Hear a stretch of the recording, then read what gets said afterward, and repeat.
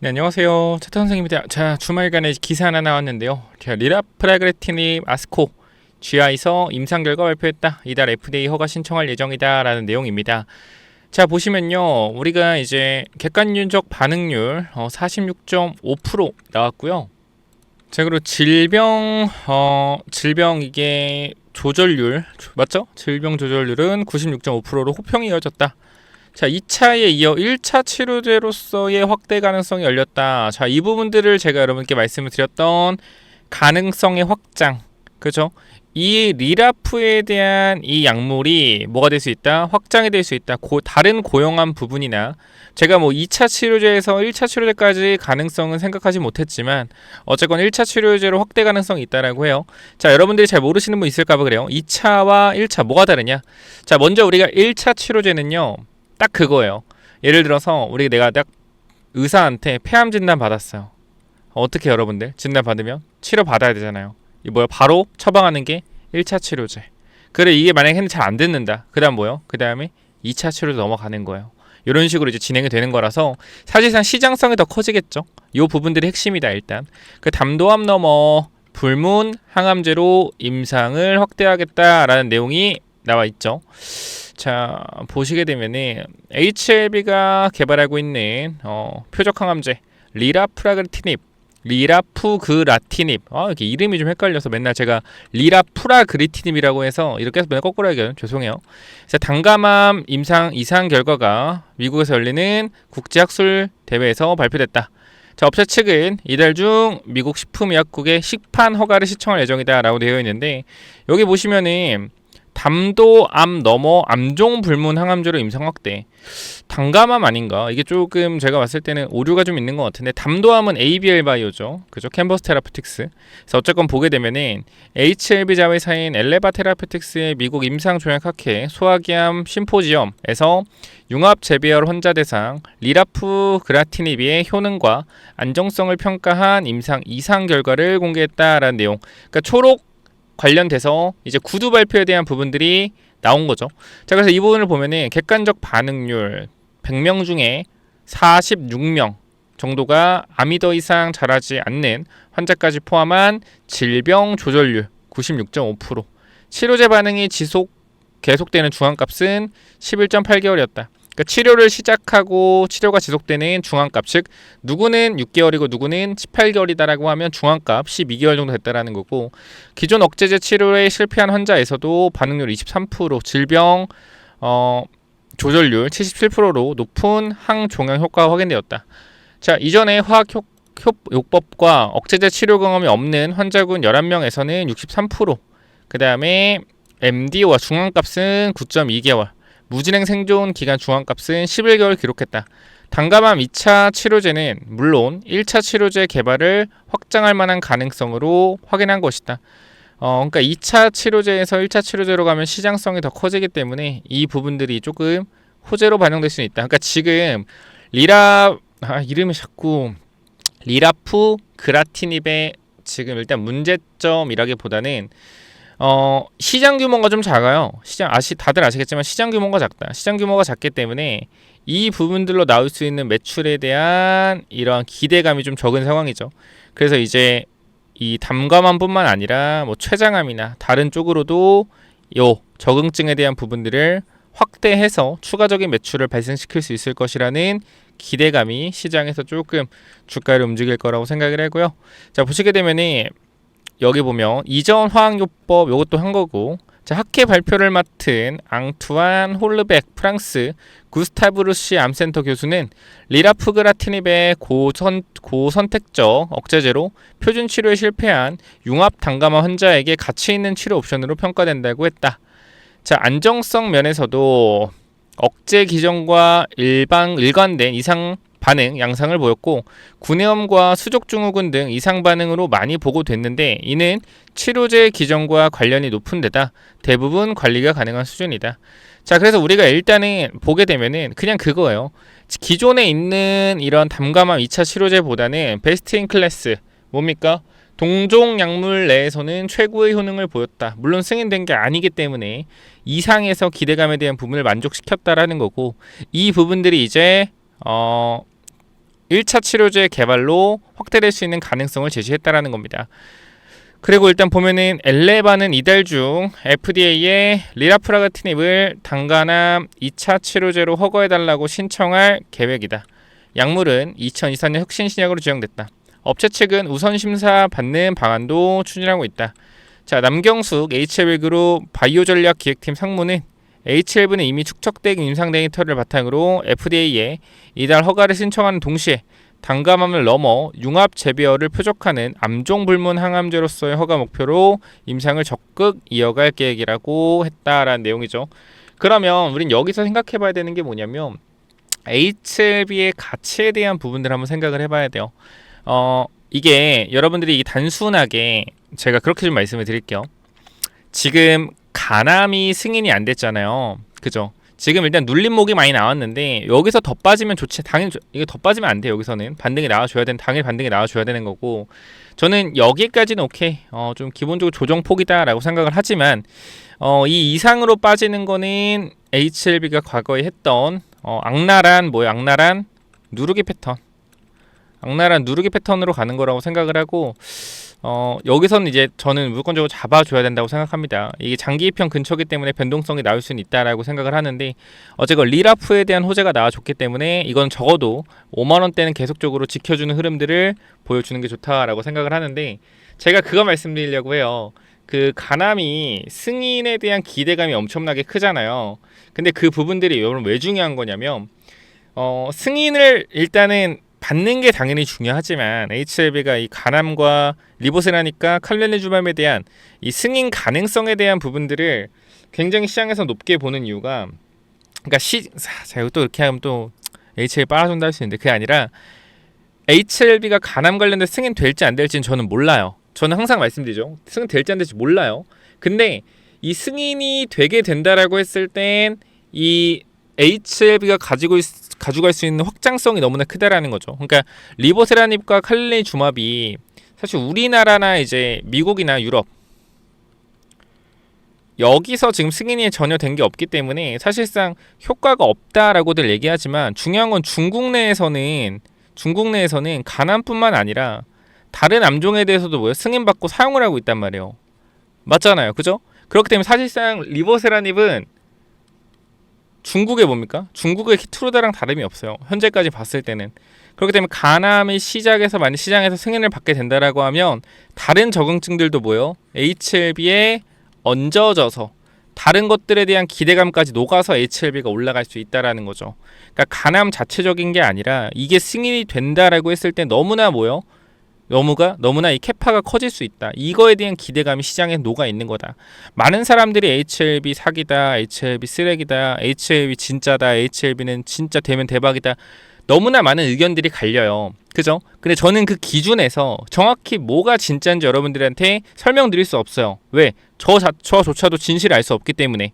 근데 제가 그나마 임상에 대한 데이터가 어쨌건 있잖아요. HLB가, 간암에 대한 데이터가. 그 데이터만 봤을 때는 충분히 가능성 있는 약이라는 거죠. 근데 승인이 될지 안 될지는 좀 모르겠다라는 거예요. 자꾸 근데 승인이 무조건 된다라는 식으로 이제 그렇게 주식 투자를 하시면은 잘못된다 이거죠. 이미 10년 동안 여러분들이 HLB에서 계속 4, 5만 원대 왔다 갔다 하는 거를 여러분들이 결과적으로 무조건 승인이 된다고 생각을 했기 때문에 항상 그렇게 잘못된 대응을 했다라고 생각을 합니다. 항상 승인은 된다라고 해서 들어가는 게 아니라, 모르겠어요. 저는 바이오 투자는 HLB 그렇건 뭐든 그렇건 이 승인에 대한 기대감으로 투자하는 게 맞다라고 생각을 하거든요. 무조건 승인된다라고 판단을 하면 주가가 올라가는 게 말이 안 되죠. 그러니까 예를 들어서 이상에 대한 결과가 굉장히 좋은 약물이 있어요. 굉장히 좋았어. 그러니까 임상 3상도 탑라인에 대한 부분들이 너무 좋았어. 그쵸? 그래서 이 부분들을 FDA 승인 신청했어. 그럼 이게 무조건 승인되는 건 아니죠. 그죠? 문제가 있을 수 있죠. 근데 주가가 10배 올라갔어. 2상 끝내고 3상 진행하는 과정과 거의 2년 동안 주가가 10배에서 15배 올라갔어. 중요한 건 승인이 안 됐는데 이렇게 올라갔어. 매도해야죠. 나는 그러니까 이게 이해가 안 되는 거예요. 승인이 안 될 수도 있는데 주가가 10배 올라갔다? 그럼 이거는 승인이 무조건 될 거라는 거에 대한 그러한 기대감이 이미 주가에 녹아 있는 거잖아. 그러면 적어도 2분의 1을 정리해야죠. 맞잖아요. 근데 많은 사람들은 뭐예요? 승인되면 무조건 더 간다고 생각을 해요. 그러면 일단 정리하고 승인되면 그때 또 사면 돼요. 살 수 있어요. 점상 3방 4방 안 가요. 그러니까 그런 부분들 여러분들이 좀 잘 생각해 보시고, 이번에도 마찬가지입니다. 리라프에 대한 내용이 좋았고, 그다음 임상 승인 신청, 이제 사용 승인 신청을 할 것이고, FDA 간암도 이제 2차 CR을 받았고 다시 한번 서류 제출해서 간암도 재승인 받을 겁니다. 그죠? 재승인 신청할 거예요. 그러면 그 기대감에 대한 부분들이 엄청나게 커지잖아요. 투트랙이잖아요. 리라프 플러스 뭐요? 간암, 리보세라님, 캄렐리주맙 두 가지가 둘 다 승인될 것이라는 이 기대감이 시장에 엄청나게 커지면 주가는 어떻게 된다? 자연스럽게 올라간다. 하지만 그 전에 전고점에 있는 매물을 소화하는 과정을 거칠 것이다. 제가 이 말씀을 계속적으로 드리고 있다라는 겁니다. 그렇기 때문에 이 부분들은 여러분들이 놓치지 않으셨으면 좋겠어요. 제 개인적인 입장에서. 그러니까 이번에 리라프랑 뭐 서류 제출에 대한 부분으로 주가가 분명히 저는 올라갈 거라고 생각을 해요. 이 내용들이 왜 1월, 2월에 다 몰려 있잖아요. 어차피. 그러면 이거는 1월, 2월에 엄청나게 강력한 모멘텀이 발생을 하는 거란 말이에요. 그렇기 때문에 이 부분들에 있어서 우리가 답하는 게 아닌 비중에 대한 조절을 충분히 할 수 있는 구간까지 올라갈 것이다. 그때 단기적으로 매도에 대한 타이밍을 우리가 잡아보자. 이 말씀을 꼭 드리고 싶어요. 그래서 이 부분들은 여러분들이 놓치지 마시고 주가가 올라갔을 때 잘 분할로 매도 타이밍 잡으시면 너무나 좋을 것 같다라고 생각을 하니까 이 부분들 참고 잘 하시고, 지금 단기적으로 변동성이 나오고 있긴 하지만 주봉상 중심선에 대한 부분들 이탈하지 않았죠. 그죠? 우리가 항상 일봉은 뭐죠? 일봉은 단기적인 흐름, 주봉은 중기적인 흐름, 월봉은 장기적인 흐름입니다. 우리가 월봉상의 변화가 있나요? 없습니다. 굳이 월봉상의 변화가 있다라고 하면 이렇게 단기적으로 내려오는 추세를 단기적으로 돌려 세웠고 박스권 흐름으로 가고 있고 강하게 올라갔던 부분에 있어서 중심선을 지키고 있다. 이 정도. 그러니까 추세가 지금 무너지지 않았다. 우리가 주봉으로 봤을 때는 상승하는 탄력에 대한 부분들을 분명히 받았고, 그죠? 중기적으로 봤을 땐 상승 탄력에 대한 부분들을 받았고 매물 소화가 들어갔고, 여기가 매물 소화가 들어갔고 박스권 상단을 뚫어놓은 상태에서 박스권 하나 뚫어놓은 상태에서의 조정이고 중심선 안 깼기 때문에 뭐요? 다시 한번 강한 리바운딩 가능하다. 이 정도까지 제가 볼 수 있다라는 거죠. 그렇기 때문에 올라갔을 때 단기적으로 비중 조절 하자. 일단 그렇게 말씀드릴게요. 뭐 끌까지 끌고 가실 분은 끌고 가시는 거고, 그건 이제 여러분들이 잘 판단을 하실 부분이고, 저는 일단 이번에 강하게 1월달, 2월달 상승 나올 거라고 생각을 하고 강하게 올라갔을 때 단기적인 대응에 대한 부분들 신경 쓰자라고 말씀드리고 마무리할 거니까, 이 부분들 저와 함께 대응을 하고 싶다라고 하시면 제가 위쪽에 번호 간단하게 남겨놨습니다. 제가 텔레그램 방도 여러분들하고 HLB 정말 많은 얘기들 하고 있는데요. 보시면은 HLB에 대한 부분들도 계속적으로 여러분께 정리해서 도와드리고 있습니다.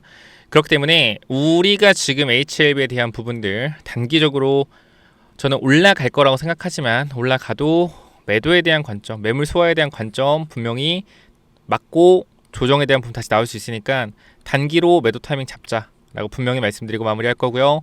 010-845-901으로 HLB라고 남기시면 제가 전달 드릴 거고, 분명히 말씀드리지만 제가 정말로 연락 많이 오고 바쁘거든요. 그래서 제대로 된 대응 못 도와드릴 수도 있어요. 그러니까 이 부분 좀 신경 써서 죄송하다고 먼저 말씀드리고, 그래도 HLB 단기적으로 매도에 대한 타이밍 잡겠다.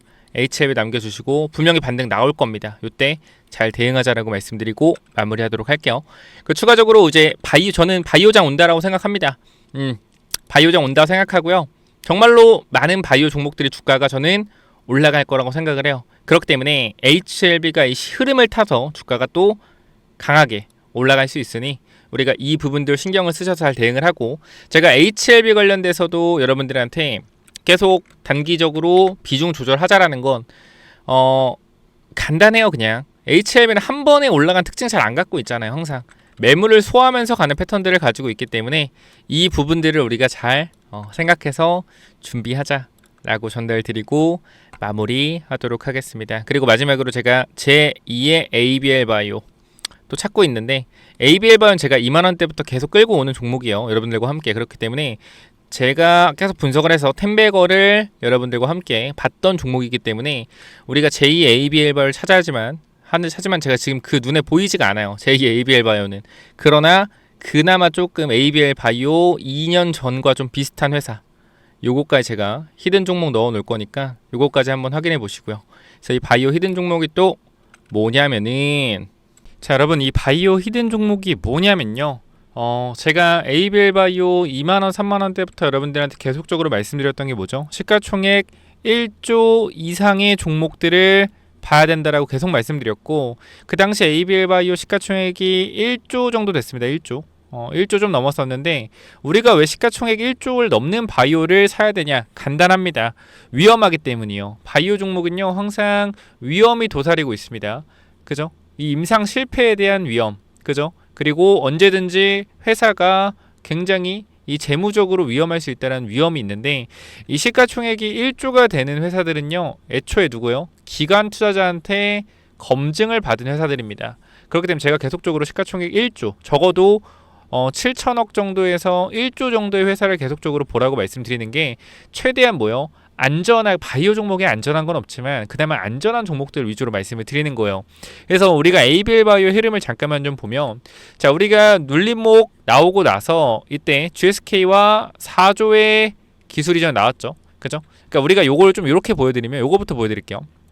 이게 여기서 내려왔다가 여기서 기술을 떴거든요. GSK가 4조 사두면서 급등 나왔어요. 근데 보게 되면 이때 당시에 주가가 하락할 이유가 전혀 없었거든요. 근데 주가가 하락했단 말이에요. 여기도 마찬가지. 올라간 이후에 주가가 하락할 이유가 전혀 없었는데 눌렸어요. 이 당시에 ABL 바이오 시가총액이 얼마였다? 거의 1조 5천억 정도였다라는 거예요. 그럼 이 당시 마찬가지. 주가가 계속적으로 우상향하는 흐름에서 조정마다 만약에 모아갔다라고 하면 엄청난 상승에 대한 탄력을 여러분들이 가져갈 수 있었겠죠. 그죠? 이상승과 이상승. 이때도 마찬가지. 계속해서 눌림목 구간이 나왔단 말이에요. 우리가 매집한. 그래서 이 19만원까지의 엄청난 상승이 나왔는데, ABL 바이오가, 우리가 이 종목 잠깐 볼게요. 자, 이 히든 종목 보게 되면, 자, 이 기업도 계속적으로 주가가 우상향하고 있죠. 우상향하고 있는 사이에서 한 번 더 흔들기가 나왔어요. 근데 얘 같은 경우는 올라가는 상황에서 흔들기가 나오지 않고 그대로 올라가고 있단 말이에요. 그럼 우리가 이거에 대해서 추격 매수를 해도 되냐라고 했을 때, 추격 매수하면 일단 안 되겠죠. 추격 매수하면 안 된다. 자, 근데 제가 이 종목을 왜 갖고 왔냐? 현 구간에서 추격 매수로 한 번에 들어가는 게 아니라 분할로 끊어 들어가자라는 거예요. 결과적으로 우리가 이 종목을 알고 있다라고 했을 때 눌림목 구간이 나오면 뭐 할 수 있어요? 매집할 수 있겠죠. 그죠? 종목을 알고 있으니까. 그리고 혹여나 지금 구간에서 매수하고 싶다라고 해서 바로 한 번에 들어가는 게 아니라 분할로 또 끊어 들어갈 수 있겠죠. 그래서 저는 일단 금리가 인하되면 바이오 종목이 계속적으로 올라갈 거라고 생각을 해요. 그렇기 때문에 이 부분 때문에 여러분들이 이 코스닥을 끌어올릴 수 있는 종목은 지금 구간에 바이오밖에 없다. 2차전지 있지 않냐? 2차전지는 매물이 많죠. 제가 이 얘기를 1년 전부터 말씀드렸고, 바이오 종목 정말 많이 올라가고 있어요. 그렇기 때문에 이 히든 종목 꼭 확인하셔서 받아가시고, 자, 이 종목 같은 경우에 봐봐요. 우리가 지금 라이센스 아웃에 대한 부분들을 확인할 수가 있는데, 어떻게 돼서 라이센스 아웃 2번이나 진행했죠. 2번 진행했고, 요 규모 자체가 얼마예요, 여러분들? 2개 해서 1조입니다. 1조. 그러니까 우리나라 대기업과 FDA 임상 성공한 대기업과 공동 개발 활동을 진행 중이에요. 그리고 여기 보시게 되면, 자, 조 단위의 라이센스 아웃을 보유하고 있고요. 시가총액도 굉장히 높습니다.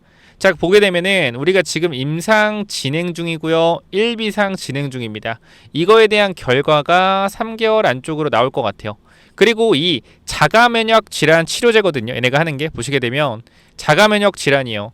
이게 뭐가 있냐면 한올바이오파마 있죠. 이게 좋은 게 확장성이 높아져요. 확장성.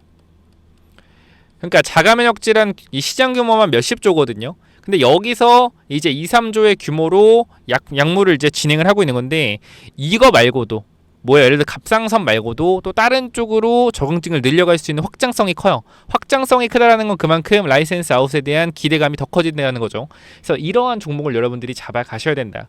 그래서 이 바이오 히든 종목 여러분들이 원하신다라고 하면 제가 위쪽에 번호 남겨놨죠. 몇 번이요? 010-845-9501 이쪽으로 바이오 라고 세 글자만 남겨놓으시면 제가 선착순으로 전달 드릴 거니까 꼭 받아가시기 바랍니다. 여기까지 하고 마무리할게요. 감사합니다.